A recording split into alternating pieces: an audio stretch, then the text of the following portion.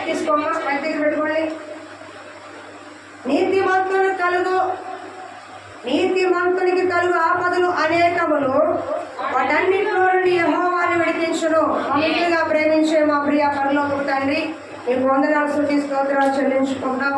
నీ కృపలో నీ దయలో ప్రభువా ఈ వాక్య భాగాన్ని మాకు ఇచ్చినందుకు స్తోత్రములు. నిజమే, ఎంతో మంది ప్రభువా నీ రక్తం చేత కడగబడి మా స్వనీతిని బట్టి మా పరిశుద్ధత బట్టి నీతిమంతులు కాదు, కానీ ఈ పరిశుద్ధమైన రక్తము చేత నీతిమంతులు తీర్చినందుకు స్తోత్రములు.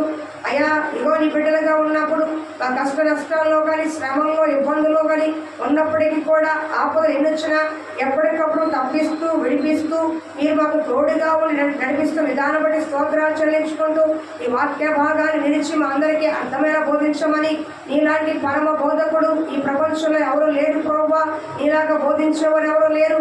అయినప్పటికీ కూడా అల్పులము అవివేకులైనప్పటికీ కూడా ఎన్నికలైన కూడా నిలబడి ఉండగా ఈ యొక్క మాట నా నోట ఉంచి ఈ సంఘానికి బిడ్డలకి ఏ మాట అవసరమో, ఏ వాక్యం అవసరమో, ఏ వాగ్దానం అవసరమో వారికి ఇచ్చి పంపించమని, తిరిగి వెళ్ళేటప్పుడు అయ్యా సంతోషంగా సమాధానంగా ఒక ఆశీర్వాదంతో ఒక మార్పుతో తిరిగి వెళ్ళేటప్పుడు దయచేయమని యేసునామమున అడుగుచున్నాము తండ్రి, ఆమేన్. హల్లెలూయా. ఇక్కడ వాక్యం సెలవిస్తుంది, కీర్తనకారుడు రాసిన గ్రంథంలో నీతిమంతునికి కలుగు ఆపదలు అనేకములు, వాటన్నిటిలో నుండి యెహోవాని తప్పిస్తాడంట. బాగా వినండమ్మా. యేసు ప్రభువుని నమ్ముకుంటే ఆపదలు రావు, కష్టాలు రావు, అన్ని సుఖాలే ఉంటాయి అని చెప్తే అది అబద్ధ బోధ. అదేంటి? అబద్ధ బోధ. దేవుడే అన్నాడు ఈ లోకంలో మీకు శ్రమలు ఉంటాయి. చూడండి ఆ మాట, యోహాను సువార్త 16:33 దీని త్వరగా. యోహాను సువార్త 16:33 రిఫరెన్స్లో ఉన్నాయి, చదవండి. ఎవరైనా చెప్తాను, 10 నిమిషాలు లేట్ అయినా పర్వాలేదు. యోహాను సువార్త 16:33 లోకములో మీకు శ్రమ కలుగును, ఆయనను ధైర్యం తెచ్చుకొనుడి, నేను లోకమును జయించి ఉన్నానను. హల్లెలూయా.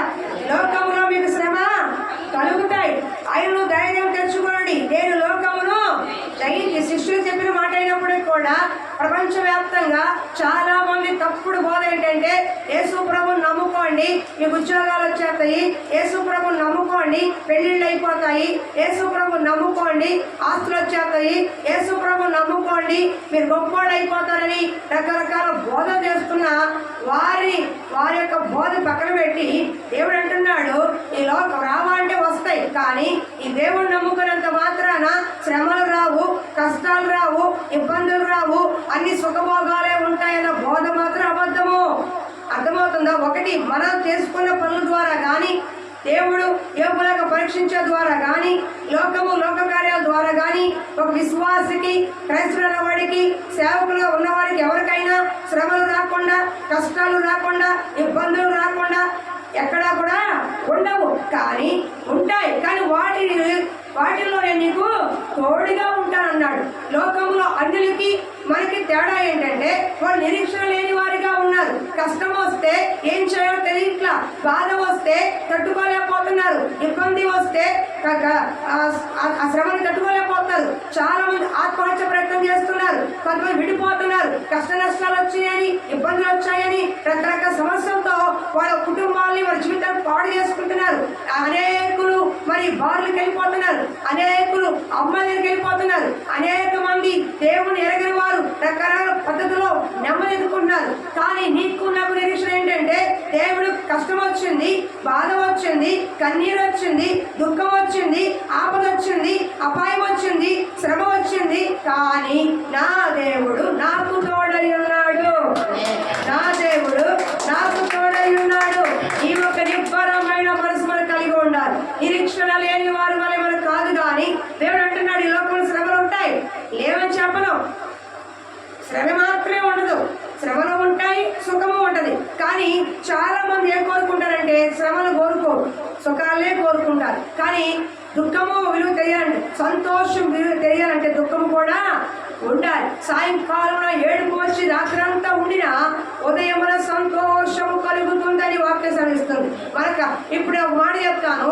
ఇన్నాళ్ళు మీ యొక్క వైవాహ జీవితంలో, ఇన్నాళ్ళ నా వ్యక్తిగత జీవితంలో సుఖ దుఃఖాలు లేవా, కష్ట సుఖాలు లేవా, కలిమిలేమి లేవా, అయినా దేవుడు తోడుగా లేడా? ఉన్నాడా లేడా?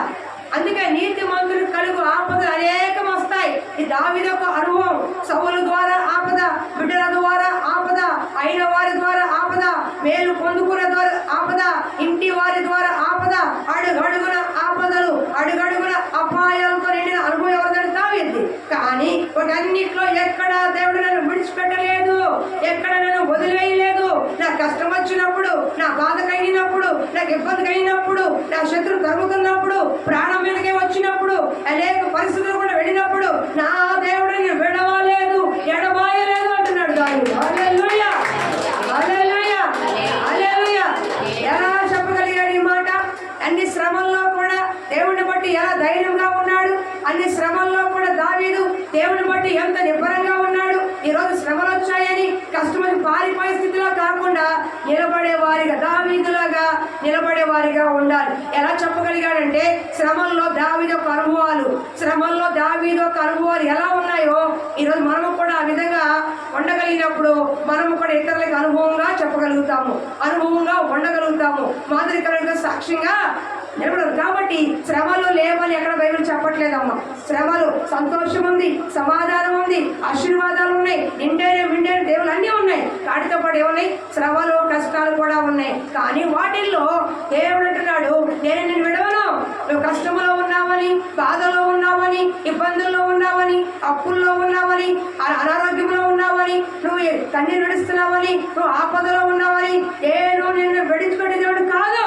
దావీదుకి ఎలా కృప చూపానో శాశ్వతమైన కృపని నేను నీ ఎడల, నీ కుటుంబం పట్ల, సంఘం పట్ల, నా పట్ల తప్పక విడవక ఎడబాక శాశ్వత కృపని నేను చూపించువాడను అన్నాడు. అర్థమవుతుందా? కాబట్టి శ్రమలో కూడా వెళ్తున్నప్పుడు ఈరోజు నాకు శ్రమలే లేవండి, కష్టమే లేదండి, అన్ని సుఖాలు అనే చెప్పేవాళ్ళు ఎవరు లేరు నాతో సహా. ఎవరికి ఉండే శ్రమ వాళ్ళకు ఉంది, ఎవరికి ఉండే బాధ వాళ్ళకు ఉంది, అంత చెట్టుగా అంత గాలి. నేనేమంటానంటే దావీదు శ్రమల గుండా వెళ్ళినప్పుడు ఎలాంటి అనుభవాలు కలిగి ఉన్నాడో, ఎలాంటి అనుభవాలు కలిగి ఉన్నాడో నువ్వు నేను కూడా అలాంటి అనుభవాలే కలిగి ఉండాలని ఈరోజు వాక్యం సెలవిస్తుంది. దావీదుని ఎలా దేవుడు విడిచిపెట్టలేదో నిన్ను కూడా దేవుడు విడవడు, ఎడబాయుడు అన్న నిబ్బరమైన మనసుతో, ఒక ధైర్యముతో, ఎదురు చూపుతో, ఒక సమస్యని ఎదుర్కొంటానన్న ధైర్యంతో ఈ రోజు నువ్వు 7 నెలలు బయటికి వెళ్ళాలి. హల్లెలూయా, హల్లెలూయా. శ్రమల్లో దావీదు స్పందన, శ్రమల్లో దావీదు అనుభవాలు, శ్రమల్లో కలిగినప్పుడు దావీదు ఎలా ఉన్నాడు, ఏ విధంగా వాడు ఎదుర్కొన్నాడు అనేది మనం తెలుసుకున్నప్పుడు మనము కూడా శ్రమలు కలిగినప్పుడు, రాబోతున్నప్పుడు, వచ్చినప్పుడు, అనుభవిస్తున్నప్పుడు మనము కూడా ఆ విధంగా ఉండాలని పాఠముగా ఈరోజు చెప్పగలుగుతున్నాము. శ్రద్ధగా వినండి. నిజంగా శ్రమలో నుంచి బయటికి రావాలి, శ్రమల్లో నుంచి నేను బయటికి రావాలి, ఒక ఆశీర్వాదం నేను చూడాలి, ఈ శ్రమల్లో నుంచి తట్టుకోలేము అనుకున్న వారికి వాక్యము ఒక ఉపయోగకరంగా ఉంటది. శ్రద్ధగా వాక్యం వినండి, ఎవరు అశ్రద్ధగా ఉండద్దు దయచేసి. హల్లెలూయా, హల్లెలూయా, హల్లెలూయా. కొద్ది రోజుల నుంచి మనసు ఎక్కడో ఏదో ఒక బాధ కలుగుతుంది, ఒక వేదన కలుగుతుంది, చెప్పుకోలేని పరిస్థితి నాది. కానీ ఆ శ్రమ మానసికంగా నేను అనుభవిస్తున్నాను, మానసికంగా నేను ఎంతో వెనుకగా తీస్తుంది, మానసికంగా నేను ఎంతో దేవుడికి దూరమైన పరిస్థితి తీసుకొస్తుంది. కానీ ఈ ఒక్క వాక్యం నన్ను ఎంతగానో బలపరిచింది. కొన్ని కార్యాలు నేను అన్ని మీరు చెప్పుకోలేకపోయినా నా మనసుకు సంబంధించినట్టు ఉంటాయి. నేను మనిషినే, మనుషుల చేత మోసపోయిన వాళ్ళమే, మనుషుల ప్రేమ చేత మోసపోతున్న వాళ్ళమే, మనుషుల మీద నమ్మకంతో మోసపోతున్న వాళ్ళమే. అయినప్పటికీ కూడా ఏ శ్రమ వచ్చినా, ఏ బాధ కలిగినా నిబ్బరంగా దేవుడు ముందు నడిపిస్తూ విడవను ఎడమాయి చెప్పిన రీతిలో దేవుడికి నన్ను నిలబెట్టాడు. హల్లెలూయా, హల్లెలూయా, హల్లెలూయా. ఈరోజు మన శ్రమల్లో కూడా దేవుడు తోడై ఉంటాడని ఈరోజు చెప్పబడుతున్న వాక్యాన్ని మనం ఆధారంగా చేసుకుని ముందుకెళ్దాం. హల్లెలూయా. నేను ఒక మాట చెప్తా, ఏ మనిషి కూడా నమ్మదగిన వాడు కాదు, కానీ దేవుడు నమ్మదగిన వాడు. నీ కష్టములో, నీ బాధల్లో, నీ శ్రమల్లో, నీ కన్నీటిలో నిన్ను వదిలేసే దేవుడు కాదు. మనుషులు ప్రమాణాలు చేస్తారు, ఎన్నో అబద్ధాలు చెప్తారు, మోసపూరిన మాటలు చెప్తారు, ప్రేమపూరిన మాటలు చెప్తారు, లాలిస్తారు, బుజ్జగిస్తారు, ఆదరిస్తారు, ప్రేమిస్తారు, ఇంకా ఏమేమో చేస్తారు. నువ్వు ఏంటి లేవనే పరిస్థితి వస్తారు, కానీ అంత అయినా వదిలేస్తారు. గాలిలో దీపంలాగా వదిలేస్తారు, బంధువులు వదిలేస్తారు, అయిన వాళ్ళు వదిలేస్తారు, నమ్ముకున్న వారు ప్రేమించి వదిలేస్తారు. కానీ నువ్వు నమ్ముకున్న దేవుడు నిన్ను విడవడు, ఎడవాడు. హల్లెలూయా, హల్లెలూయా. నా లైఫ్ టైం వాగ్దానం, నిన్ను విడవను, ఎడవాడు. మొన్న ఒక సహోదరి వాగ్దాన కార్డు తీసుకెళ్తాను. వాగ్దాన కార్డులు ఉంటే నేను చూడకుండానే ఒక కార్డు తీసి దాంట్లో నుంచి, వాగ్దాన కార్డులో నుంచి ఒకటి తీసి చూస్తే నాకు ఆశ్చర్యం కలిగించింది. నిన్ను విడవను, ఎన్నటికీ ఎడబాయను. నాకు అసలు ఆ మాట నాకు లైఫ్ టైం వాగ్దానం అది. కానీ మళ్ళా ఆ వాగ్దానం ఈ సంవత్సరంలో ఈ 2025లో ఆ కార్డు ఇప్పటికీ నా బండిలోనే ఉంది. ఆ కార్డు ఇప్పటికీ నా బండిలో చూపిస్తాను కావాలంటే. అది ఎవరిదో, వేరే సంఘాన్ని ఎవరిదో, కానీ తీసినప్పుడు నాకు కావాల్సిన మాట దేవుడు ఇచ్చాడు కదా అని ఒకంత నాకు షాకు, ఒకంత సంతోషం కలిగింది. ఎందుకంటే మరలా ఈ సంవత్సరం కూడా ఏమన్నాడు, నిన్ను విడవను, ఎన్నటికీ ఎడబాయను. మనకు కావాల్సిన మాట దేవుడు ఎప్పుడైనా సేవకుల ద్వారా ఏదో ద్వారా జరిగిస్తాడు. కాబట్టి సమయం అవుతుంది, ముందుకు వెళ్దాం. నేను చెప్తున్నాను వినండి, శ్రమల్లో దావీదు యొక్క అనుభవాలు. శ్రమ కలుగుతుందా, కష్టం వస్తుందా, బాధ కలుగుతుందా, కట్టుకోలేని పరిస్థితులు వస్తున్నాయా? అలాంటి పరిస్థితుల్లో మన దేవుడి దగ్గర ఎలా నిలబడాలి? దావీదు ఎలా నిలబడితే దేవుడు అతన్ని బహుగా ఆశ్రయించాడు. దావీదు ఎలా నిలబడితే అష్టైశ్వర్యాలతో దేవుడు అతన్ని ఘనపరిచాడు. దావీదు ఎలా నిలబడితే తన చివరి మరణ దశ వరకు సాక్షిగా నిలబడ్డాడో ఈ దావీదు అనుభవాలే మనకి ఈ రోజున మనకి మాదిరి. కష్టం లేని వారు, బాధ లేని వారు, కన్నీరు లేని వారు ఇక్కడ ఎవరూ లేరు, నాతో సహా అందరూ ఉన్నాయి. కానీ ఈ అనుభవం మనం కలిగి ఉంటే శ్రమ శ్రమగానే ఉండదు. ఈ అనుభవాలు కలిగి ఉంటే ఆ శ్రమ నీకు ఏమీ బాధ కలిగించదు. ఈ అనుభవాలు కలిగి ఉంటే ఆ శ్రమలో గొప్ప ధైర్యంగా నిలబడతావు. హల్లెలూయా. దయచేసి మీరు నా ఇంకా చూడండి. మొట్టమొదటిగా దావీదు యొక్క శ్రమల్లో దావీదు యొక్క స్పందన ఏంటో, దావీదు యొక్క అనుభవాలు మనం ముందుకెళ్ళి పాఠాలుగా నేర్చుకుందాం. ఇది మీ హృదయంలో నేర్చుకోండి. మీ ఒక మా బైబిల్లో రాసుకుంటారో, మీ గుండె హృదయంలో రాసుకుంటారో మీ ఇష్టం. కానీ ఈరోజు మీ శ్రమకు ముగింపు ఉండాలి. ఈరోజు మీ శ్రమకి ఒక ముగింపు అనేది ఉండాలి. ఒక ధైర్యముతో దేవుడు చేస్తాడు, నిబ్బరమైన మనసులో బయటికి వెళ్ళాలి. దావీదు దేవుడే నీ దేవుడు, దానియేలు దేవుడే మన దేవుడు. హల్లెలూయా. చూద్దాం. మొట్టమొదటిగా కీర్తన 141:5 బైబిల్ తీయండి ప్రతి ఒక్కరు దయచేసి. నేను రిఫరెన్స్ చెప్పకపోవడం వల్ల టైం అవుతుందని చాలా కోల్పోతున్నారు మీరు. 10 నిమిషాలు లేట్ అయిన సంఘంలో మీరు ఏం ఫీల్ అవ్వకండి. దయచేసి రిఫరెన్స్ వినండి, నేను చెప్పే తీరుతాను. మీకు అర్థం కాదు. చదువమ్మా. 141:5. నీతిమంతులు నన్ను కొట్టుట నాకు ఉపకారము, వారు నన్ను గర్జించుట నాకు తైలాభిషేకము. నేను అట్టి అభిషేకమును త్రోసివేయకుందును గాక. నీతిమంతులను కొట్టుట నాకు ఉపకారము, నన్ను గర్జించుట నాకు తైలాభిషేకము. నేను అట్టి అభిషేకమును త్రోసివేయకుందును గాక. హల్లెలూయా. మొట్టమొదటిగా దావీదు శ్రమలను ఆహ్వానించాడు. చెప్పండి, నేనేం చెప్తున్నాను? దావీదు శ్రమలు పడ్డాడు. యోబులాగా దావీదు కూడా చాలా శ్రమలు పడ్డాడా లేదా? నువ్వు శ్రమ పడుతున్నావా లేదా? శ్రమలు ఉన్నాయా లేదా? నీ దగ్గర కష్టాలు ఉన్నాయా లేదా? కన్నీరు, దుఃఖం, వ్యాధులు ఉందా లేదా? మానసిక శ్రమ, శారీరక శ్రమ, ఆర్థిక శ్రమ, అప్పుల శ్రమ, ఇంకా లోటుపాట్లు ఉన్న శ్రమ, ఏదో ఒక శ్రమ అనుభవిస్తున్నావా లేదా? వాటన్నిటిలో నుంచి బయటికి రావాలంటే దావీదులాగా బయటికి వచ్చి ఒక ఆశీర్వాదంతో మన జీవితం ముగింపు చేయాలంటే ఆత్మీయంగాను, ఆర్థికంగాను, ఘనత ప్రభావంతోనూ, ఒక మంచి పేరు ప్రఖ్యాతతోనూ మన జీవితం ముగించాలంటే ఈ అనుభవాలు మనం కూడా కలిగి ఉండాలి. మొట్టమొదటిగా దావీదు శ్రమల్ని ఆహ్వానించాడు. శ్రమ ఎవరు ఆహ్వానించరు, అవునా?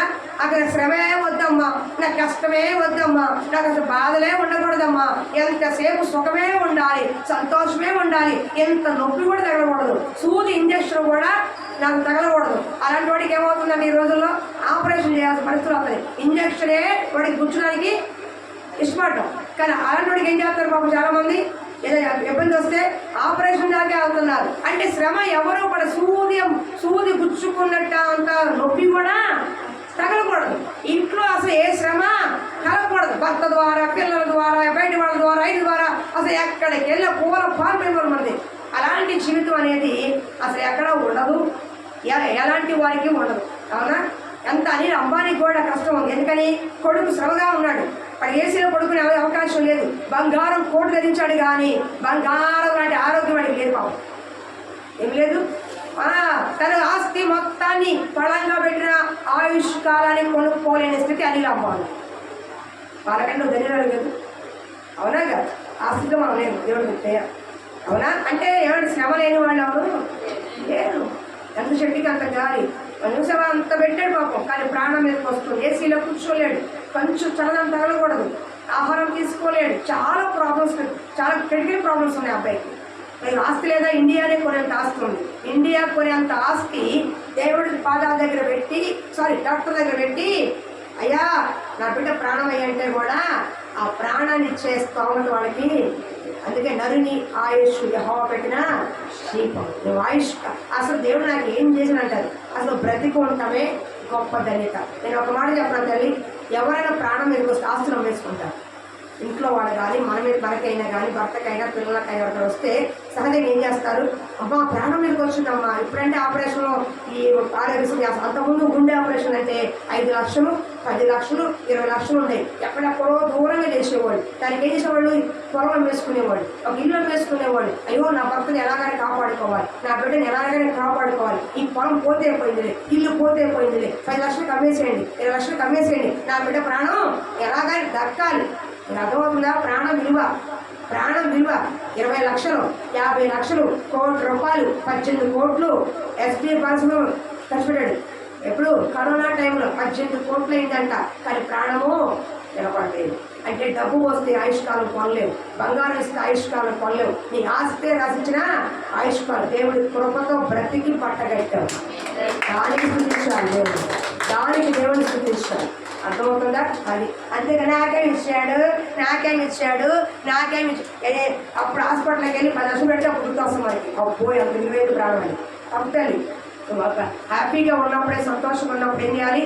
అయ్యా ఉదయకాలం లేచి ఇచ్చిన ఆరోగ్యాన్ని బట్టి, ఆయుష్ కాలాన్ని బట్టి నేను ఉదయకాలం చెప్పిన ఒక్క మాట, నేను ఎరగదీసి ప్రార్థన చేయను. ఇంటికాడ ఓపెన్గా చెప్తా, తెచ్చుకొని చేసుకుంటా. ఒకే కాలం లేకంగానే 12ంటికి లేసినా, 1 గంటకు లేసినా, 4ంటికి లేసినా ఒక్క ప్రార్థన చేస్తా. లేచి ప్రభువా మరొక రోజు చూసే అవకాశం నాకు ఇచ్చావు, కృతజ్ఞతలు.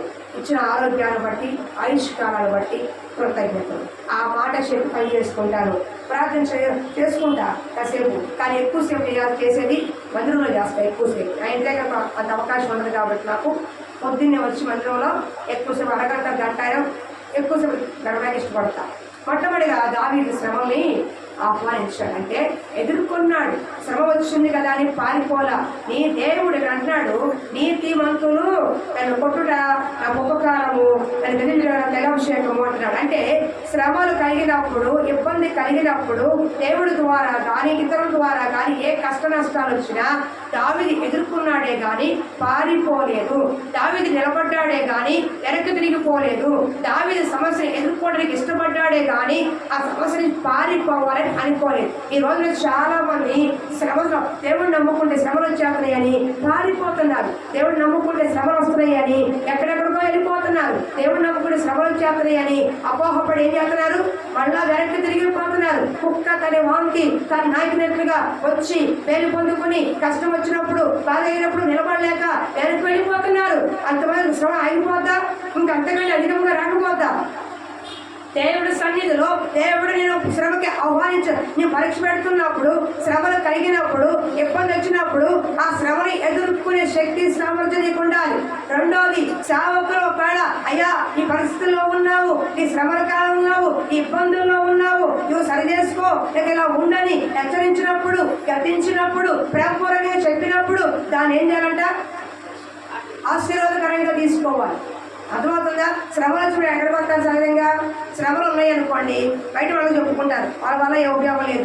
సేవకులు చెప్పుకుంటారు, వాళ్ళు ఏం చేస్తారు, ప్రార్థన చేస్తారు, వాళ్ళ వల్ల కూడా ఉపయోగం లేదని చెప్పను. కానీ 70% సేవకులు ప్రార్థన. కానీ అసలైన ఉపకారం ఎవరు? నీకు నాకు దేవుడే శ్రమల్ని అనుభవించినప్పుడు, కష్టం నష్టం చూస్తున్నప్పుడు మనం ఏం చేయాలి? దేవుడి మందిరానికి ప్రార్థన చేయాలి. సేవకులకు చెప్తారు, అయ్యా మాకు కష్టం ఉంది, బాధ చెప్తాం. మేమేం చెప్తాం, అయ్యా ఇలా చేయండి, ఇలా చేయండి, ఉపవాసం ఉండండి, ఇలా ఉండండి, లేదా ఇదిగో ఈ శ్రమ కలుగుతుంది కాబట్టి ఈ పరిస్థితుల్లో మీరు ఉండండి, ఇది వదిలేసేయండి, ఈ విధంగా చేయండి అన్నప్పుడు వాళ్ళకి నచ్చితే ఉంటారు. అమ్మ వదిలేసి అబ్బాయి వదిలేసేయండి, అబ్బాయి వదిలేసేయండి. ఏం చెప్తున్నాను, నచ్చితే ఉంటారు, లేకపోతే వెళ్ళిపోతారు. ఉపవాసం ఉండబట్టే ఉంటారు. కొంతమంది లోపడతారు, కొంతమంది చెప్పింది తూచని లోపడతారు, వాళ్ళు దీవించబడి ఉంటారు. కొంతమంది చెప్పుకుంటారు కానీ చెప్పిన పని మాత్రం చేయరు. ఉదాహరణకి సేవకుల చాలా మంది వస్తారు, ఏమంటే మాకు కష్టం వచ్చింది, మాకు బాధ వచ్చింది, మాకు ఇబ్బంది వచ్చిందని చెప్తారు. చెప్పినప్పుడు సేవకులు వాళ్ళ పరిస్థితిని చూసినప్పుడు, అర్థమవుతున్నప్పుడు, వాక్యానుసారంగా జీవితం లేనప్పుడు ఏం చెప్తారు వాళ్ళకి, అమ్మా మీరు ఈ విధంగా నడుచుకోండి, ఈ విధంగా ఉండండి, సమాధానం పడట్లేదా సమాధానం పడండి, క్షమించట్లేదా క్షమించండి, లేదా ఉపవాస ప్రార్థన మీ ప్రార్థన సరిగ్గా లేదు కాబట్టి ప్రార్థన జీవితాన్ని కట్టుకోండి, ప్రార్థనలో మీరు సరి చేసుకోండి, లేదా మీ కార్యాలు అపరిశుద్ధంగా ఉంటే ఒక తింటున్నారు తాగుతున్నారంటే ఏం చెప్తున్నా ఆ పరిస్థితిని మీరు మానేయండి, ఆ పరిస్థితి మీరు దూరంలోనే చెప్తాం. ఇవి చెప్పినప్పుడు అంగీకరించిన వాడు శ్రమను ఎదుర్కొని నిలబడతాడు, అంగీకరించిన వాడు నొచ్చుకుని వెళ్తాడు. ఇప్పుడు దేనికి వచ్చావు నువ్వు, పరిష్కారానికి వచ్చావు. దేనికి వచ్చావు, నాకు శ్రమ ఉంది, కష్టం ఉంది, బాధ ఉంది, కన్నీరు ఉంది, కుటుంబంలో సమస్యలు ఉన్నాయి, నెమ్మది లేదు, ఇబ్బంది కలుగుతుంది, సుఖశాంతి లేవు, ఉంటానా పోతానా, ఉంటే అంతా పోతే అంతా నా జీవితం అన్నట్టుగా నా పరిస్థితుంది, నన్ను ఏం చేయమంటారు. ఇదే అడిగింది మీరు. ఇదే మాట డాక్టర్ దగ్గరికి వెళ్ళి నాకు రోగం ఉంది, ఇబ్బంది ఉంది, ఏం చేయమంటావంటే ఈ టాబ్లెట్ 3 పూట్ల వేసుకో, 2 పూట్ల వేసుకో, ఇది తినమాకు, అది తినమాకు, అది తీసుకో, ఇది తీసుకో అంటే అబ్బా ఎంత మంచి డాక్టరో అని అంటారు. కానీ సేవకుడు నీ ఆత్మీయ జీవితాన్ని గ్రహించిన వాడు, నీ ఆత్మీయ జీవితం పాడవుతుంటే చూసిన వాడు, నువ్వు ఆత్మీయ ఎదగాలనుకున్నవాడు, ఆ దేవుడి దగ్గర నిలబడిన సేవకుడు, అమ్మా నీ ప్రార్థన జీవితాన్ని కట్టుకో, పరిశుద్ధంగా కట్టుకో. ఒక సౌండ్ పెట్టు, ఏ సౌండ్ పెట్టు, దయచేసి బాబా, లేదా లేచి నిలబడు కాసేపు. నీ ఆత్మీయ జీవితాన్ని కట్టుకో, పరిశుద్ధమైన జీవితాన్ని కట్టుకో, నువ్వు ఈ స్థితిలో ఉన్నావు సరి చేసుకో అంటే మాత్రం మొహం మార్చుకుని వెళ్ళిపోతారు. కానీ ఇక్కడ వాక్యం శ్రమిస్తుంది, నీతి మంతులు తప్పించుట నాకు ఏంటమ్మా ఉపకారము, అది నాకు తైలాభిషేకంతో సమానం ఉన్నాడు. అంటే శ్రమలో వచ్చినప్పుడు ఒక సేవకుడు హెచ్చరించినప్పుడు, దేవుడు వాక్యం హెచ్చరించబడుతున్నప్పుడు దాన్ని ఆహ్వానించే వారిగా ఉండాలి. ఏం చేయాలి, ఆహ్వానించే వారిగా ఉండాలి, తీసుకునే వారిగా ఉండాలి, పాటించే వారిగా ఉండాలి. అంతేగాని చెప్పాల్సిన వాళ్ళు చెప్తారు లేకపోతే వెళ్ళిపోయామనుకో నష్టం ఎవరికి, నీకే. అర్థమవుతుందా, డాక్టర్ చెప్పినట్టు పాటిస్తే నీకు రోగం తగ్గింది. ట్యాబ్లెట్లు వేసుకొని పట్టుబడితే 10 మంది వెళ్తారు, ఇన్ని ట్యాబ్లెట్ తెచ్చుకుంటారు, కానీ ట్యాబ్లెట్లే వాడడం. ట్యాబ్లెట్ తగ్గకపోతే ఎలా ఉంటుంది, విశ్వాసము లేక ట్యాబ్లెట్లు వాడకపోతే రోగం తగ్గింది. అలాగే నాతాను ప్రవక్త వచ్చి దావీదు హెచ్చరించాడు, దావీదు ఇలా ఈ పని చేస్తావు కదా అన్నప్పుడు ఏం చేశాడు దావీదు, ఏంటమ్మా ఏం కాదు, ఏమవుతుంది, ఎలకే కదా పాము కాదు, మీరు కూర్చోండి, ఏం కాదు, అది నేనేం చేయదు, పేపర్ పారిపోయింది, ఏనండి అమ్మ మా ఇంట్లో చక్కగా తిరుగుతూ ఉంటాయి, నేను చూస్తానే ఉంటాను. స్తోత్రం, హల్లెలూయా హల్లెలూయా.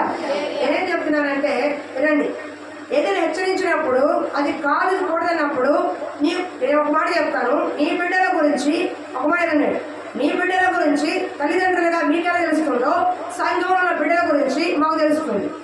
సంఘంలో మీ ఆత్మీయ జీవితం, వేరమ్మ గారి ఆత్మీయ జీవితం, వీళ్ళ ఆత్మీయ జీవితం, ఈ ప్రవీణ ఆత్మీయ జీవితం ముసుగేసుకో, వాళ్ళ ఆత్మీయ జీవితం, మా అమ్మ 80 ఏళ్ల వృద్ధురాల ఆత్మీయ జీవితం ఎవరు తెలుస్తుంది, కొంతవరకు తెలుస్తుందా లేదా, కనీసం 50% తెలుస్తుందా లేదా, కనబడుతుంది కదా. ప్రార్థనా జీవితం, పరిశుద్ధమైన జీవితం, వాళ్ళ బిహేవియర్, వాళ్ళ మాట, వాళ్ళ ప్రవర్తన, వాళ్ళ అంతకుముందుల తీరు ఇప్పటికి వెళ్తుంది కనిపిస్తుందా లేదా, దాన్ని బట్టి కదా ఒక అంచనా వేస్తాము.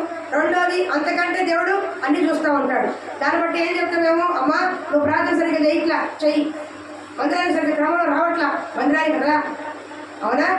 అంటే వాళ్ళ పరిస్థితిని బట్టి ఏమైతే ఉందో దాన్ని చెప్పినప్పుడు అంగీకరించిన వాడు వర్ధిల్లుతాడు, అంగీకరించిన వాడు నొచ్చుకున్నవాడు, మాకేం చెప్పారు, మమ్మల్నే అన్నారు, మాకే అన్నారు అనుకున్నవాడు అక్కడే ఉంటాడు. ఎక్కడేసి పొగలంటే ఆ శ్రమంలోనే, ఆ కష్టంలోనే, ఆ ఇబ్బందులు ఉంటాడు. ఇంకా అంతకంటే అధికంగా కూడా లోతుకి వెళ్తాడు. అది ఎవరైతే లోబడతారో దేవుడు వాక్యానికి, సౌలు లోబడలేదు, కొట్టేశాడు దేవుడు.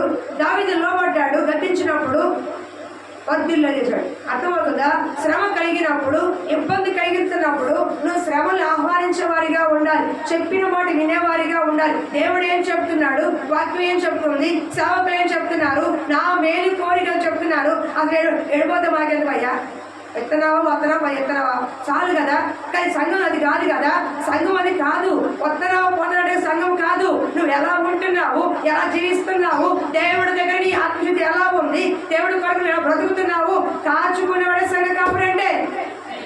అర్థమవుతుందా? వదిలేసేవాడు కాదు. గొర్రెలను అప్పగించాడు దేవుడు. ఆ గొర్రె బాధ్యత ఎవరిది? కాపరిది. ఆ గొర్రె బాధ్యత ఎవరిది? కాపాడిది. ఉంది అదే తింటదిలే, అదే తిరిగిద్దిలే, అదే పోతలే అంటే ఆ గొర్రెకి ఎక్కడికి వెళ్ళాలో తెలియదు, ఎక్కడ మేత వేయాలో తెలియదు. ఏ పక్క దొరలకి తిరిగిందనుకో ఆడొచ్చి కొడతారు. ఎక్కడికో దూరంగా పడి వెళ్ళిపోయిందనుకో ఏ 4 కుట్ర పీకేస్తాయి. అంటే ఆపదలు అపాయాలు ఎక్కడ ఉంటే క్షేమం దానికి తెలియదు. కానీ కాపాడి ఎక్కడ ఉంటే మేత పెట్టాలో, ఎక్కడ ఉంటే నీళ్ళు పెట్టాలో, ఎక్కడ ఉంటే పడుకోబెట్టాలో, ఎక్కడ దాన్ని ఏం చేయాలో, ఎలా సంరక్షించాలో, ఎలా కాపాడాలో, ఎలా మేత పెట్టాలో సమస్య ఎరిగిన వాడు ఎవరు? కాపరి. అందుకనే సంఘములో కాపరికి అప్పగించబడ్డారు మీరు. ఏ సంఘమైనా ఏ కాపరైనా చేయాల్సిన పని ఏంటంటే వచ్చారా పోయారా కాదు, వచ్చారా ఆత్మీయంగా ఎదుగుతున్నారా, ఆత్మీయంగా బలం పొందుకుంటున్నారా, ఆత్మీయంగా వాళ్ళ గ్రోత్ పెరుగుతుందా, వాళ్ళ అంతకుముందున్న జీవితానికి వాక్యం వింటున్న వారి జీవితానికి ఎవరు తేడా కనపడుతుందా, వాళ్ళ ఆత్మీయంగా కొత్తగా ఎదురుందా, ఆస్తుల్లో ఉన్నారు 100 కోట్లు వచ్చి 50 కోట్లు అధికారం కావాల్సింది ఏంటి? అంతకు ముందు ఉన్నటువంటి పరిస్థితి ఇప్పుడున్న పరిస్థితి మెరుగ్గా ఉందా? అంతకు ముందు మందిరానికి సరిగ్గా టైంకి వచ్చేదాన్ని కాదు, ఇప్పుడు టైంకి వస్తున్నావు. అంతకు ముందు నువ్వు మందిరానికి ఒక వారం వచ్చేదాన్ని కాదు, క్రమంగా వస్తున్నావు. అంతకు ముందు నీ ప్రవర్తన బాగాలేదు, ఇప్పుడు బాగానే ఉంది. అందులో సాక్ష్యం లేదు, ఇప్పుడు సాక్ష్యంగా ఉన్నావు. అందులో నీ భర్త నిన్ను అరిచేవాడు, తిట్టేవాడు. ఇప్పుడు నీ ప్రవర్తన చూసి భర్త మెచ్చుకుంటున్నాడు, పొగుడుతున్నాడు, ప్రశంసిస్తున్నాడు. ఇవన్నీ మార్పులు కాదా? ఇవన్నీ ఎక్కడ జరుగుతాయి? సంఘములో వాక్యం ద్వారా జరగాలంటే నువ్వు ఎలా ఉన్నావో బాధ్యత కాపాడే. నాకెందుకంటారండి మీరు? నాకే కావాలి, నాకు కాటన్, నేను దానికే ఉన్నాను. ఏమన్నాను? నీ పిల్లలు కలిసి వదిలేస్తావు, ఊరు మీదకే పిల్లలు కన్నావు, ఊరు వదిలేస్తావా? వదిలేసాయి. వాళ్ళే గాలి తిరుగుతారు, ఎవడో ఒక ముష్టి వేస్తాడు, ఒక ముద్ద పడేస్తారు, అలాగానే వదులుతారు. దానికే కదా కన్నాం మనం, కాదుగా. నీ బిడ్డలు కూడా ఒక ఆలోచన కలిగి ఉన్నావుగా, నీ బిడ్డలు కూడా ఒక ఉద్దేశం కలిగి ఉన్నావుగా, నీ బిడ్డలు ఏ విధంగా ఉండాలి కోరుకున్నావుగా. అలా ఉన్నప్పటికీ లేకపోతే వాళ్ళ తప్పు. కానీ సహజంగా తల్లిదండ్రుల పరిస్థితి ఏంటి? ఆ విధంగా ఉండాలి, ఆ విధంగా జీవించాలి, ఆ విధంగా ఎదగాలి, ఆ విధంగా ఉన్నతంగా నిలబడాలి అనేది వాళ్ళ కోరిక. అంతేనా? సంఘములో ప్రతి ఒక్క బిడ్డ పట్ల సంఘ కాపు రాసదే. అంతే తప్ప విడిపోతే మాకు ఎందుకంటే మీరు సంఘంలో ఎందుకున్నారు? సంఘానికి ఎందుకు వచ్చారు? సంఘంలో ఎందుకు పెట్టారు మిమ్మల్ని? లోకంలో ఉంచకుండా, లోకంలో లేకుండా సంఘంలో ఉందేంటి? అది లోకము సాతాను సంబంధం, సంఘము దేవుడు ఆత్మ సంబంధించింది. అర్థమవుతుందా? కాబట్టి సంఘములు ఏం బోధిస్తున్నారో, ఏం చెబుతున్నారో, ఏ వాక్యం చెబుతున్నారో దానికి లోబడి కట్టుబడి మీ జీవితాలు మీరు మార్చుకోవాలి. అర్థమవుతుంది. కానీ ఈ మాట కష్టంగా ఉంది, ఈ మాట ఇబ్బందిగా ఉంది, మాకు అనుకూలంగా లేదు, మాకు అనుకూలమైన మాట రావట్లేదు. ఇలా అనుకుంటే మీకు అనుకూలమైనది ఈ లోకములు దొరకచ్చేమో దేవుడి దగ్గర స్థానాన్ని కోల్పోతాం. అర్థమవుతుందా? ఇక్కడ జ్ఞాపకం చేసుకోండి, దావీదు శ్రమలన్నింటినీ కూడా ఆహ్వానించాడు. ఎక్కడా పారిపోలా. సేవకులు గద్దించినప్పుడు, సేవకులు హెచ్చరించినప్పుడు, సేవకులు మరి విధంగా తప్పు చేస్తామని నిలబెట్టినప్పుడు అన్ని పరిస్థితుల్లో కూడా వాళ్ళ ఒక గద్దింపుని, హెచ్చరికని, ఆ శ్రమని, ఆ నిందని, ఆ అవమానాన్ని, ఆ వేదాన్ని అన్ని కూడా భరించాడు, లోబడ్డాడు. ఎస్, నేను చేసిన తప్పే కదా, ఎస్ అని లోబడ్డాడు. అందుకే దావీదు హృదయానుసారిగా మార్చబడ్డాడు. శ్రమలు వచ్చినప్పుడు పారిపోయే వారంగా కాదు. శ్రమలు ఎందుకు వస్తున్నాయి, శ్రమలు మనం ఏం చేయాలి, శ్రమలు ఉన్నప్పుడు సేవకులు ఏం చెప్తారు, ఏ విధంగా పాటించాలి, ఈ నడుపుకు మనకు ఉండాలి. అర్థమవుతుందా? శ్రమల్ని ఎదుర్కొనే శక్తి మనకు దేవుడు ఇచ్చునుగాక. దావీదు శ్రమని ఎదుర్కొన్నాడు. నువ్వు కూడా ఏం చేయాలి? శ్రమల్ని ఎదుర్కొనే దానిగా ఏ విధంగా? వాక్యము ద్వారా, ఏ విధంగా? సేవకుల మాటల ద్వారా, ఏ విధంగా? చుట్టుపక్కల అనేక కార్యాలు జరుగుతున్నాయి, అనుభవం ద్వారా ఎదుర్కొనే వారిగా ఉండాలి. రెండో దానికి చూడండి ఒకసారి. త్వరగా తీయమా. సామెతలు 29 చదవమా. లాస్ట్లో నేను చూడడానికి ఎలా చెప్తాను నేను. సారీ, ఇక్కడ ఉన్నాయి చెప్పాల్సింది మాట. సామెత 29:1. సామెతలు 29:1. ఎన్నిసార్లు గద్దించి లోబడేవాడు మరి తిరుగు లేకుండా హఠాత్తుగా నాశనం ఒకరు. ఎవరు చెప్తారు ఈ మాట? ప్రమిళ చెప్తుందా? ఎవరు చెప్తారు? నేను చెప్తానా? ఎన్నిసార్లు గద్దించాలి మిమ్మల్ని? అమ్మా మందిరానికి మానవద్దమ్మా, ఏం జరుగుతామ్మా, ఎన్నిసార్లు హెచ్చరించాలి? ఎందుకు హెచ్చరించాలి? మాకేమవసరం? ఎందుకంటే లోకములో పాపములను కొట్టుకోకూడదని, లోక కార్యాలను ఉండకూడదని, లోకస్తులను జీవించకూడదని. ఒక దినాన ఆపద హఠాత్తుగా పెచ్చులాగా ఊడి కింద పడితే ఆ ఆపదలో నువ్వు కొట్టుకుపోతావు కాబట్టి, నశించిపోతావు కాబట్టి, ఆ ఆపద రాకముందే మేల్కోమ్మా, కాపాడుకోమ్మా, నీ జీవితాన్ని కట్టుకోమ్మా, నీ కుటుంబాన్ని కట్టుకోమ్మా అని 1-2 సార్లు అడుక్కునే వాళ్ళగా తయారవుతున్నావు. అంతేగాని మీరు ఇచ్చేదానికి కాదు, మీరు వచ్చేదానికి కాదు. మీ కుటుంబాల క్షేమం కొరకు, మీ కుటుంబాల బాగు కొరకు, రేపు వచ్చే ఆపద నుంచి తప్పించుకోవడానికి, అపాయం తప్పించుకోవడానికి. ఇప్పుడు పడుతున్న శ్రమలో దిక్కు లేదు నీకు, ఇప్పుడు పడుతున్న ఆవేదన దిక్కు లేదు నీకు. దేవుడు లేని వారికి దిక్కు లేనంటే దేవుడు కలిగి ఉన్న వారు అన్నీ ఉన్నట్టే. అలాంటి శ్రమలు ఇబ్బందులు ఒక ఆపదలో పడితే ఆ రోజు దేవుడు కూడా నీకు చెయ్యి సహాయం చేయడం. ఎందుకు తెలుసా? నీ ఇంటికి సేవకులు వచ్చారు, నీ ఇంటికి బంధువులు వచ్చారు, నీ ఇంటికి విశ్వాసులు వచ్చారు, నీ ఇంటికి అన్ని పంపించాడు. ఎంతమంది పంపించాడు? ఏమని? అయ్యా మందిరం మానపాక, నువ్వు శ్రమల్లో ఉన్నావు, కష్టంలో ఉన్నావు, ఇబ్బందుల్లో ఉన్నావు కాబట్టి దేవుడు సరిది మానదు అని ఎన్నిసార్లు గద్దించుంటాడు, ఎన్నిసార్లు ప్రేరేపించుంటాడు, ఎన్నిసార్లు ప్రేమగా చెప్పుంటాడు, ఎన్నిసార్లు కన్నీళ్ళు చెప్పుంటాడు. కానీ విన్నావా? రేపు ఆపద కలిగినప్పుడు, అపాయం వచ్చినప్పుడు ఏమైపోతావు? దేవుడు నాకేసాడు అంటావు. దేవుడు చేయలేదా నీకు? అది రాకూడదనేగా, ఆ విధంగా ఉండకూడదనేగా, నువ్వు మరణానికి వెళ్ళకూడదనేగా, హఠాత్తుగా రాలిపోకూడదనేగా దేవుడు సేవలు పంపిస్తున్నాడు. మరి వింటున్నారా మీరు?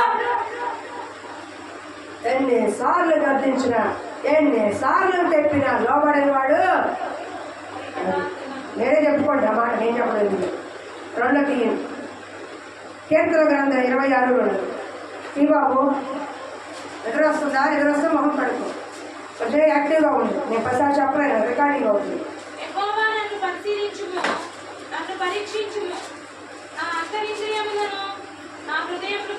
చాలమ్మా చెప్పు, మరి చదవము కానీ.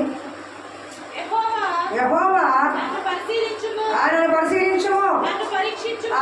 కీర్తన 7:4-5 కూడా చదవము.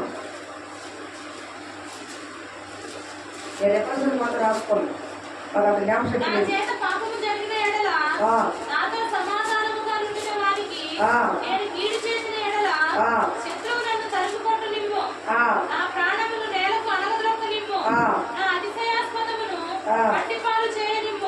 హల్లెలూయా. రెండోది అవన్నీ శ్రమల్లో దావీదు శ్రమలు ఆహ్వానించాడు. రెండోది దావీదు స్వపరీక్ష చేసుకున్నాడు. స్వపరీక్ష, స్వీయ పరీక్ష, సొంత పరీక్ష ప్రతి క్రైస్తవునికి ఉండాలి, ఇంక్లూడింగ్ మీ. ప్రతి ఒక్కరూ ఈ మనస్సాక్షి చేయాల్సిన ప్రతి పని ఏంటంటే, రెండో అనుభవం ఏంటంటే స్వీయ పరీక్ష. అంటే సొంత మనస్సాక్షి పరీక్షించుకోవడం. నిన్నెవరు పరీక్షించవసరంలా, నీకెవరు చెప్పవసరంలా, నిన్నెవరు అడగవసరంలా. కానీ నీకు మనస్సాక్షి ఉందా? పని చేస్తుందా? పని చేస్తే ఏం చేయాలి? శ్రమలు కలుగుతున్నప్పుడు శ్రమ వెంబడి శ్రమ వచ్చేస్తుంది, కష్టం వెంబడి కష్టం వచ్చేస్తుంది. ప్రార్థన చేసినా ఎక్కడా కూడా శాంతి లేదు, సమాధానం లేదు. అయినా ఇంకా పెరుగుతూనే ఉన్నాయి, ఇంకా అసమాధానంగా ఉన్నాయి. అప్పుడు మనం చేయాల్సిన పని ఏంటంటే దేవుడి మందిరంలో కూర్చొని, ఒంటరిగా కూర్చొని స్వపరీక్ష చేసుకోవాలి. ఏం చేయాలి అంటే నిన్ను నీవు విమర్శించుకోవాలి.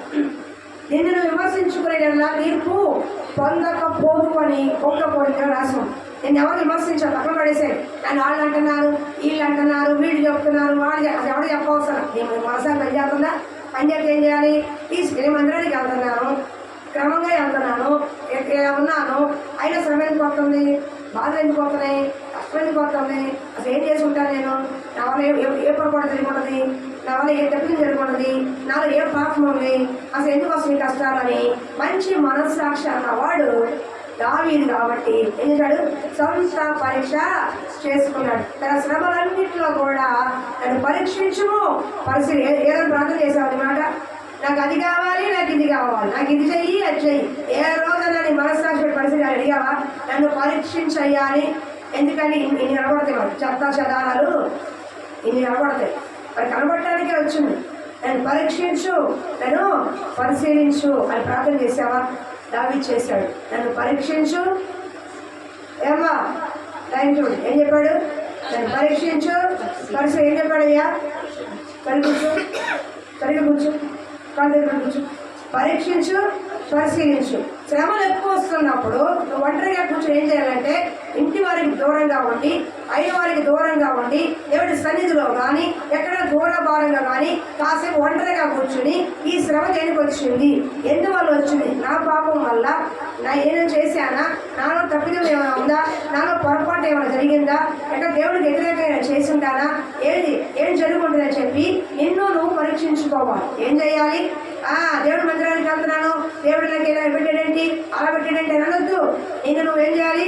స్వీయ పరీక్ష చేసుకోవాలి. నీ అంతరాత్మ కూర్చొని దేవుడు ముందు పెట్టుకొని, ప్రభువా ప్రార్థన చేస్తానే ఉన్నా, మందిరానికి వెళ్తానే ఉన్నా, అయినా ఎందుకు శ్రమలు ఎక్కువైపోతున్నాయి, కష్టాలు ఎక్కువైపోతున్నాయి, ఎక్కడ అవిధేయత ఉంది, ఎక్కడ పొరపాటు జరుగుతున్నాయి, ఎక్కడ పాపం ఏలుబడి చేస్తున్నాయి, ఎక్కడ నేను దూరం అయిపోతున్నాను, ఎక్కడ నేను పరిశుభ్రంగా జీవించలేకపోతున్నాను, ఎక్కడ నేను నీకు అనుకూలంగా జీవించలేకపోతున్నాను, ఎక్కడ నా సాక్ష్యం పోతుంది, ఎక్కడ నాలో తప్పిదాలు ఉన్నాయి, ఎక్కడ నేను పొరపాట్లు చేస్తున్నాను, నోటి మాటల ద్వారా కానీ, కంటి చూపు ద్వారా కానీ, నాలో ఉన్న ద్వారా కానీ, ఎక్కడ నీకు ఆయాసకరంగా జీవితం ఉంది అని ఏం చేయాలో కూర్చొని నిన్ను నువ్వు పరిశీలించుకోవాలి.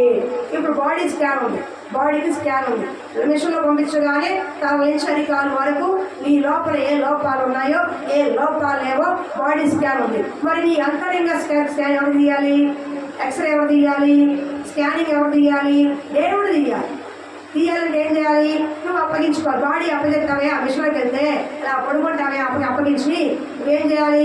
నీ హృదయాన్ని దేవుడికి అప్పగించాలి. ఎక్కడ తప్పిపోయారు, ఎక్కడ పొరపాటు జరిగింది, ఎక్కడ అవిధేయతలు ఉన్నాయి, ఎక్కడ తిరుగుబాటు ఉంది, ఎక్కడ పాపం ఏర్పాటు చేస్తుంది, ఎక్కడ నేను దేవుడికి దూరం అయిపోతున్నాను, ఎందుకు నా కుటుంబంలో శాంతి లేదు, ఎందుకు సమాధానం లేదు, ఎందుకు ఆర్థికంగా అభివృద్ధి పొందలేకపోతున్నాను, ఎందుకు నా జీవితం ఇలా ఉంది, ఎందుకు నా పరిస్థితి ఇలా ఉంది అని నిన్ను నువ్వు విమర్శించుకోవాలి. నిన్ను నువ్వు పరీక్షించుకోవాలి. నిన్ను నువ్వు వాక్యాన్ని ముందు పెట్టుకొని పరిశీలించుకోవాలి. నీకు ఆయాసకరమైన మార్గం ఉందేమో పరిశీలించి పరీక్షించి తీసివేయి ప్రభువా అని ప్రార్థించాలి. దావీదు చేసిన పని అదే.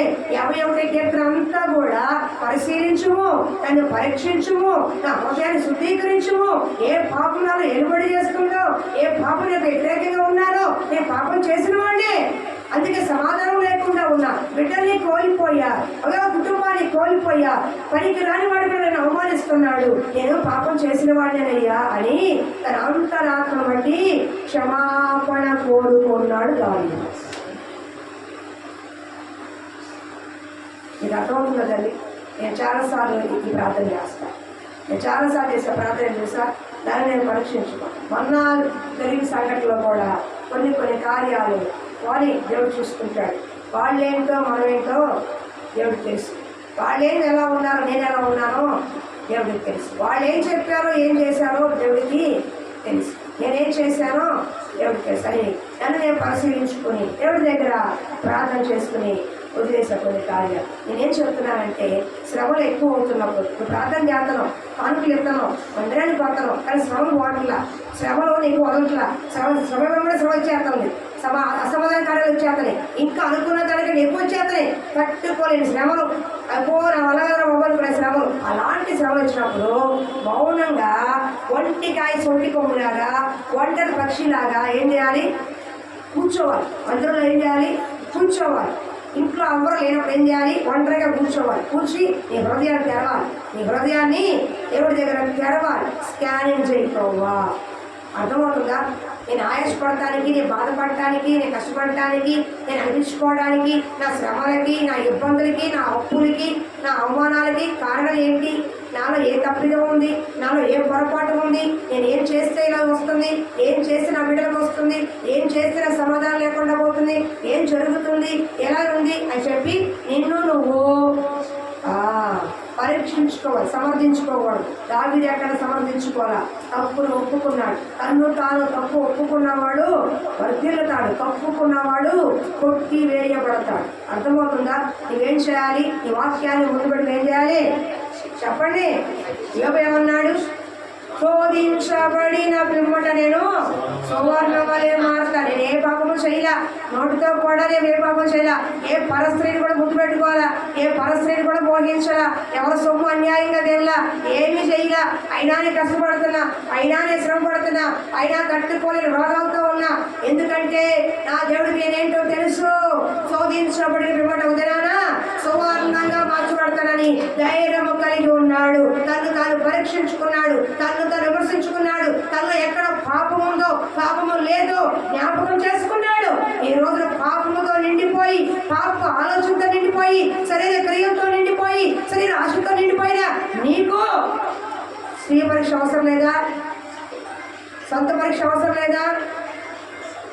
ఎక్కడో సెల్ ఫోన్ జ్ఞాపకం ఆపండి, దయచేసి సైలెంట్గా పెట్టుదాం. ఆపండి. హల్లెలూయా, హల్లెలూయా. ఏం కావాలమ్మా? శ్రమలో నీకేం కావాలి చెప్పండి. జాబితా అనుకో ఉండేది ఏంటి? నేను మళ్ళీ తర్వాత కొనసాగిస్తా అవసరమైంది. నేను ఆపను, ఎందుకంటే 7 పాయింట్లు ఉన్నాయి, చాలా మైన్ పాయింట్లు. శ్రమలు వస్తున్నాయి, కష్టాలు వస్తున్నాయి అని అంటారు, ఏదో మీకు చెప్తారు. మీరేం చెప్పాలి? వాళ్ళకి పడి మాటలు ధైర్యంగా చెప్పండి. నాయన నువ్వైనా చేయాల్సిన పని ఏంటి? శ్రమలు వచ్చినప్పుడు, కష్టం వచ్చినప్పుడు దేవుడి సన్నిధిలో ఒంటరిగా కూర్చొని నిన్ను నువ్వు పరీక్షించుకోవాలి, నిన్ను నువ్వు పరిశీలించుకోవాలి, నిన్ను నువ్వు స్వీపరీక్ష చేసుకోవాలి. నేను నీతివంతుడిని, నీతివంతురాలి ప్రశ్నలు అనుకోవద్దు. సేవకుని కళ్ళ ముందే కొన్ని ఎన్నో కనబడుతుంది. ఇంకా కనిపించిన దేవుడికి ఎన్ని చెత్త ఉండాలి. కాబట్టి ఎవరు పరిపూర్ణులు కాదు, ఎవరు పరిశుద్ధులు కాదు. నిలబడు, దేవుడి మందిరంలో కూర్చో. నా వల్ల జరిగిన పొరపాటు ఏంటి? నా వల్ల జరిగిన తప్పిదం ఏంటి? నేను ఎక్కడ తప్పిపోయాను, ఎక్కడ జారిపోయాను, ఎక్కడ పాపము చేశాను, ఎందుకు ఈ కష్టము, ఎందుకు ఈ నష్టము, ఎందుకు ఈ వేదన, ఎందుకు ఈ బాధ, ఎందుకు ఈ శ్రమ తట్టుకోలేకపోతున్నాను, ఏదైనా నెమ్మది లేకుండా పోతుంది, ఎక్కడ నేను నీకు విరోధంగా చేశాను ప్రభువా అని కన్నీరు మున్నీరుగా ఏడిస్తే, కన్నీరు మున్నీరుగా పశ్చాత్తాపడితే, కన్నీరు మున్నీరుగా అప్పుడు శ్రమలో నుంచి నీకు దేవుడు విడుదలిస్తాడు. ఇవేమీ చేయకుండా మేము మందిరానికి వెళ్తున్నామండి, కానులు ఇచ్చేస్తున్నామండి, దశంభాగం ఇచ్చేస్తాం, అయినా మాకు కష్టాలు తీరట్లేదండి అంటారు చాలామంది. అనపడుతుంది ఇక్కడ, నేను పక్క వచ్చాను చూస్తున్నారా అది కూడా గమనం చేస్తాను. ఎవరు అంటారు? మందిరానికి వెళ్తున్నా, కానులు ఇచ్చి ఫ్యాన్ నేనే కొన్నా, యూట్యూబ్ నేనే కొన్నా, ఈ ట్యూబ్లైట్ నేనే కొన్నా, ఇదంతా నేనే కొన్నా మంచిదే. కానీ నీలో ఉన్న చెత్త ఏది? చెత్త చెదాన్ని తీసావా? నేను తీసావా? అవార్డండి ఆరాధన చేస్తానండి అక్కడ ఒక ఆవిడ. నాకు కనిపించే 1,000,000 ఉన్నాయి, మరి దేవుడు కనిపించి ఇంకేమో నాకు అర్థం కావట్లేదు. ఆరాధన యాజమైన దేవుడు పూర్ణ మనసుతో పూర్ణ. ప్రతి మనిషిలో లోటుపాట్లు ఉంటాయి, పర్ఫెక్ట్గా ఎవరు ఉండరు. కానీ కనీసం ఇంట్లో వాళ్ళని కూడా ప్రేమించలేని ఆరాధన, నీ సొంత వారిని కూడా ప్రేమించలేని ఆరాధన, నీ సొంత వారిని కూడా క్షమించలేనటువంటి ఆరాధన దేవుడికి అంగీకారమా? హృదయంలో కుళ్ళు, కుదిస్తూ, అసూయ, ద్వేషం పెట్టుకొని ఆరాధన చేస్తే ఆరాధన అవుతుందా? లోటుపాట్లు ఉంటాయి అసలు. కానీ ఏం చేయాలి? వచ్చినప్పుడు ఆయాసం వచ్చినప్పుడు పక్కన పెట్టేయాలి, తీసేయాలి. వాడి మీద వస్తుంది, కోపం వస్తుంది, పక్కన పడే. అప్పుడు తీసేసిన నిలబడాలి ఆరాధన. అంతేగాని అలాగే ఆరాధన చేసి పాట పాడతాను. ఎంత పాటగాడైనా నీకంటే ఎస్పీ బాసులో సూపర్ పాటగాడు, కానీ అనుకోవడానికి రక్షణ లేదు. ఎక్కడికి వెళ్ళాడు మీకు తెలుసు. అర్థమవుతుందా? ఈ రోజున ఆరాధన లేదు. ఒక దేవుడు పనిచేసిన భయము, భక్తి వణుకుండాలి. చెత్తంతా లోపల పెట్టుకుని నేను చేస్తామంటే అదే ఎలా ఉంటుంది? దేవుడు అంగీకరించే ప్రార్థన ఆరాధన కాదండి. ముందు నీ హృదయాన్ని సరి చేసుకో. ఇంకా నువ్వు వాడబడట్లేదంటే, ఇంకా నువ్వు నిలబడలేకపోతున్నావంటే, ఇంకా నేను దేవుడు బలంగా వాడుకోలేకపోతున్నానంటే నీ హృదయాన్ని నువ్వు సరి చేసుకో. హృదయం అనే బలిపేట సరి చేసుకుంటే అప్పుడు బలమైన సాధన నేను నన్ను వాడుకుంటాను. అర్థమవుతుందా? క్షమించే మనసు లేకుండా, ప్రేమించే మనసు లేకుండా, ఆదరించే మనసు లేకుండా, తోటి వారికి సహాయం చేసే మనసు, కఠిన మనసు కలిగి ఎతోటి సొమ్ము ఏం దొరుకుతుందో అని చూసి, ఇంట్లో వాళ్ళు ఏం త్యాగ ఎత్తారని చూసి కష్టపడే మనస్తత్వం లేకుండా, పిల్లలు పోషించుకునే మనస్తత్వం లేకుండా, ఎవరి మీద ఆధారపడే బతుకునేది నువ్వు దేవుడు చదివేసేది. బాధ్యత లేని వాడు దేవుడు చదివేసే ప్రతినాడే నీకు బాధ్యత లేదు కదా. నీ పిల్లలు పోషించుకునే బాధ్యత లేదు కదా నీకు? ఎలా దేవుడు సేవ చేస్తావు? నీ కుటుంబాన్ని ఏలుకోలేని వాడి సంఘాన్ని ఎలా ఏలుకుంటావు? నీ కుటుంబాన్ని బాగు చేసుకోలేని వాడి సంఘాన్ని ఎలా బాగు చేస్తావు? నీకు నువ్వే కష్టపడి పోషించుకోలేని వాడి సంఘంలో ఇచ్చినా ఇవ్వకపోయి ఎలా నిలబడతావు? రేపు ప్రతోడు పాట పాడేస్తారు, ప్రతోడు ఆరాధన చేసేస్తారు. ఏంటది? బుడ్డ పిల్లలు చేస్తున్నారు. నా ఒంటికైతే నాకు అర్హత లేదు పేమెంట్ చేయడానికి. ఎలగొట్టబడి నలగొట్టబడి ఇంకా మీ చేత పొడవబడి ఇప్పటికీ కూడా నేను అనేక అనిపించుకుంటూ సేవ చేసుకుంటాను. ఇంకా నేను మారాల్సింది, ఇంకా నేర్చుకోవాల్సింది, ఇంకా చేయాల్సి చాలా ఉంది నా జీవితంలో. కానీ ఆ వాక్యానికి లోబడి పరీక్షించుకుంటూ పరిశీలించుకుంటూ దేవుడికి ఆయాసమైన నాలో ఏముందో తీసేసుకుంటూ వెళ్తున్నాను, ఇష్టపడుతున్నాను. అంతేగాని నేను అంటను మొట్టను చెయ్యను. ఏమైంది అసలు? ఆరాధనకి నష్టం ఉంది అసలు? ఏమన్నా నువ్వు పాట పాడితే ఎవరికి కావాలి? నీ పాట పై కప్పు కూడా దాడదు, జనాలు చప్పట్లు కొడతారేమో. దేవుడు మెచ్చుకునే ఆరాధన కాదు, దేవుడు మెచ్చుకునే సేవ కాదది. నీ కుటుంబాన్ని ప్రేమించలేని వాడివి, అమ్మా నాన్న ప్రేమించలేని వాడివి, తోటి వారిని ప్రేమించలేని వాడివి, క్షమించలేని వాడివి నువ్వు ఆరాధన చేస్తే అంత, చేయకపోతే అంత. ఎవరికి కావాలి ఆరాధన? నీ హృదయం సరిగ్గా లేనప్పుడు. సేవ చాలా కఠినమైందండి. ఎలా పడితే అలా బలిపెట్టి ఎక్కకూడదు. అర్థమవుతుందో చాలా జాగ్రత్తగా చేయాలి. ఎన్ని అన్నా తట్టుకునే శక్తి ఉండాలి సేవ అంటే. ఎన్ని తిట్టినా తుడుచుకుని వెళ్ళిపోవాలి, మొహం మీద కొట్టినా తీయ నవ్వుకుంటూ వెళ్ళిపోవాలి. నువ్వు ఇచ్చినా ఇవ్వకపోయినా ముందు కొనసాగుతూ వెళ్ళిపోవాలి. ఎన్ని ముందు ప్రేమ చూపించి వెనక తిడుతున్నా సిగ్గు లేకుండా అన్ని తెలిసినా మన వాళ్ళ కోసం ప్రార్థన చేయాలి, వాళ్ళ మొహం చూడాలి, వాళ్ళ ఇంటికి తినాలి. ఎన్ని సిగ్గు సేవ లేదు సేవ. ఈ సేవ అంటే సిగ్గు సేవ రోషం పాసం ఏది చప్పిడి కూడింది అలా అయితే సేవ రండి. అంతేగా నేనేంటో తెలుసా, నేనేం చేస్తాను తెలుసా అలాంటి సేవ పడినాడు. అర్థమవుతుందా? గోధుమ గింజ వస్తే కానీ అనేకులకి గింజలవదంట. మనం తెస్తేనే అనేకులకి ఆశీర్కరంగా మారుతాం. సేవ అంటే మనల్ని మనం చంపుకోవాలి, ఆశలు చంపుకోవాలి, మన కోరికలు చంపుకోవాలి, మన ఉద్రేకాలు చంపుకోవాలి. మనం కూడా ప్రతి పరిస్థితిని చంపుకునే ఉండాలి. ఆత్మ సంబంధం కోపడితేనే వెళ్ళిపోతున్నారు మీరు. అది దైవిక కోపం రాదే, వ్యక్తిగత కోపం కాదు, నువ్వు ఇవ్వలేదని కోపం కాదు, రాలేదని కోపం కాదు. నువ్వు ఆత్మీయంగా వాక్యం తెలిసి కూడా తప్పు చేస్తున్నావని ఆత్మ సంబంధమైన కోపం అదే. అది దైవ సంబంధమైన కోపం. అది ఉండాలని ఆ రోషం, లేకపోతే ఎలాగా? కాబట్టి ప్రతి ఒక్కరికి ఏముండాలి? స్వీయ పరీక్ష ఉండాలి. మనస్సాక్షి ఏంటి, పరిస్థితి ఏంటి? దావీదు సొంతగా తను పరీక్షించుకున్నాడు, పరిశీలించుకున్నాడు. ఆఖరికి శిలువలో ఉన్న దొంగ కూడా ఇది మనకి న్యాయమేరా అన్నాడు. మన గజదొంగలమురా, దోపిడీదారులురా, హత్యలు చేశాము, రోడ్లు చేశాము, దొంగతనం చేశాము, చైన్ స్కానింగ్ చేశాము, నగలు అన్ని దొంగతనం చేశాం, మనకి ఈ శిక్ష న్యాయమే. కానీ ఆయన ఏ తప్పు చేయలేదయ్యా అన్నాడు. ఈ శిక్ష మనకి న్యాయమే. నువ్వు శ్రమ పడుతున్నావే, ఏ తప్పు చేయనుకుంటున్నావే కాదు. దావీదు తప్పు చేశాడు, పొరపాటు చేశాడు, అయినప్పుడు కూడా తను తాను పరిష్కరించుకున్నాడు, స్వీపర్ చేశాడు, తను తాను పశ్చాత్తాపడ్డాడు. దేవుడి దగ్గర మరలా కృపకు దగ్గర అయ్యాడు. ఈ రోజున శ్రమలు వస్తున్నాయి అంటే నువ్వేం చేయాలి? దేవుడి మీద ఆయాసపడటం కాదు, మందిరం వదిలేసి వెళ్ళిపోవటం కాదు, నువ్వు పరీక్షించుకోవాలి. ఏం చేయాలమ్మా నరసింహ గారు? నువ్వు పరీక్షించుకోవాలి. నాకు చూస్తే ఎలా ఉంది? దేవుడు నాకు మేలు చేశాడు, దేవుడు ఉపకారం చేశాడు, డబ్బులు ఎన్ని ఇచ్చాడు? మనం మేలు ఇచ్చా దేవుడికి? రక్షించాడా? రక్షణ పొందుకున్నావా? కనీసం దేవుడి దగ్గర రక్షణ పొందుకున్నావా?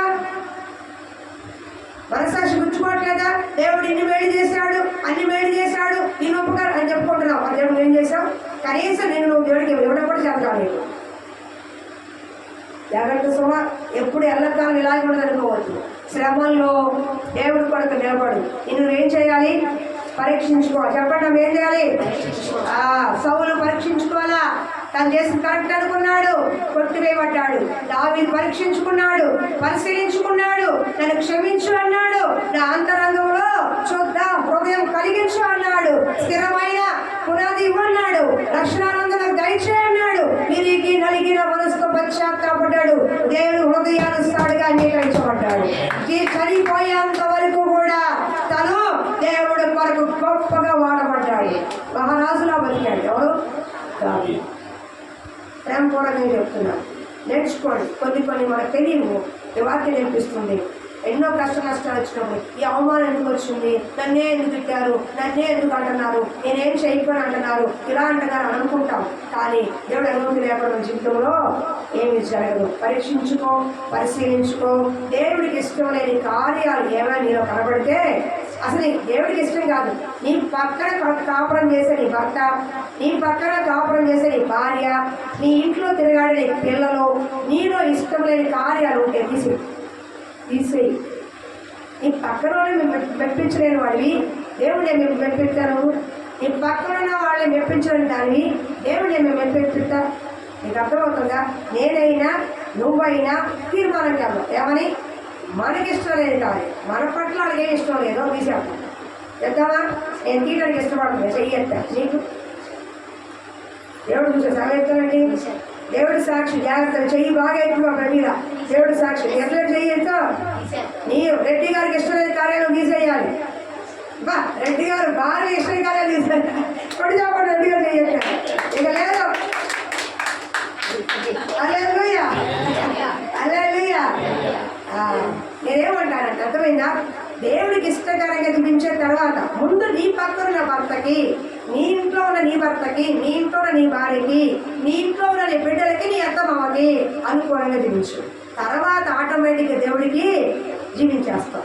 అంతేగాని ప్రార్థన చేస్తున్నాను, అన్నం పెట్టను, ప్రార్థన చేస్తున్నాను, ఏం చేయను, ప్రార్థన చేస్తున్నాను, ఏం చేస్తున్నానంటే దేవుడు మేము మెచ్చుకునే కార్యమా? దేవుడు అన్నాడు, నిన్ను వల్ల నీ పొరుగు వారిని. అంటే నీ పొరుగువాడు ఎవరు? నీ పక్కన కాపురం చేసే భర్త. నీ పొరుగు ఎవరు? పక్కన కాపురం చేసే భార్య. నీ పొరుగు వాళ్ళు ఎవరు? నీ అన్నదమ్ములు, చుట్టాలు, బంధువులు, ఇరుగు పొరుగు వారు, నీ ఇంట్లో బిడ్డరు. నీ పొరుగు వారు ఎవరో? సంఘస్థులు.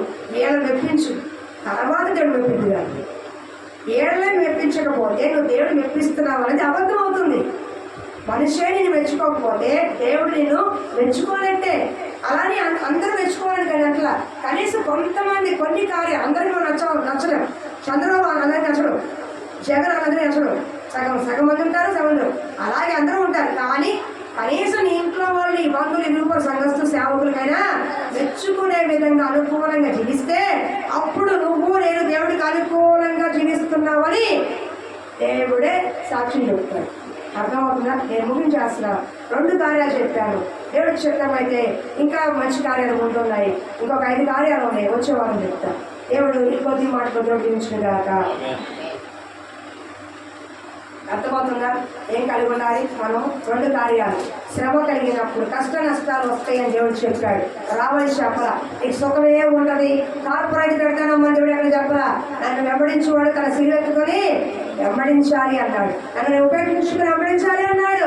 శ్రమలు రాజు, శ్రమలు ఉంటాయి. కానీ నేను అతని శ్రమలన్నింటిలో నేను తోడై ఉండేదను, నేను నేను గొప్ప చేస్తున్నాను. కాబట్టి ఈ 2 కార్యాలు. ఒకటి, శ్రమలు పారిపోవద్దు, నిలబడండి ధైర్యం దేవులాగా. రెండోది, శ్రమ ఎక్కువ అవుతున్నప్పుడు, తట్టుకోలేని పరిస్థితిలో ఉన్నప్పుడు, ఎవరికి చెప్పుకోలేని శ్రమ అనుభవిస్తున్నప్పుడు ఏం చేయాలి? ఒంటరిగా కూర్చుని నిన్ను నువ్వు స్వీయ పరీక్ష చేసుకోవాలి. సొంత పరీక్ష చేసి నీ మనస్సాక్షి దేవుడి ముందు ఎవరికి చెప్పుకోలేకపోయినా కానీ దేవుడు చెప్పాలిగా. ప్రతి చిన్న పొరపాటు, చిన్న తప్పిదం, చిన్న పాపం ఏదైనా సరే ఏదైనా దేవుడి దగ్గర చెప్పి, అయ్యా నీకు ఇష్టం లేని కార్యాలు నాలో తీసేయి, నా ఎందుకు ఆయాసకరైన ఉందేమో తీసేయి, నీకు ఇష్టకరంగా నన్ను మార్చు అన్నప్పుడు శ్రమని శ్రమగా అనిపించు. అందుకే ఆ రోజుల్లో తలం తీసేసిన, రంపాలతో పోసిన, సింహాలకి ఎర వేసిన శ్రమ అనిపించలేదు.